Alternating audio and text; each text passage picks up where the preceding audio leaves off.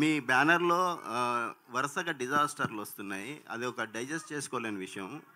So, so ఈ ఈ cinema చూస్తే స్టార్ హీరోలను కాకుండా కంటెంట్ నమ్ముకొని చేసిన సినిమా అనిపిస్తుంది. మీరేమంటారు సార్?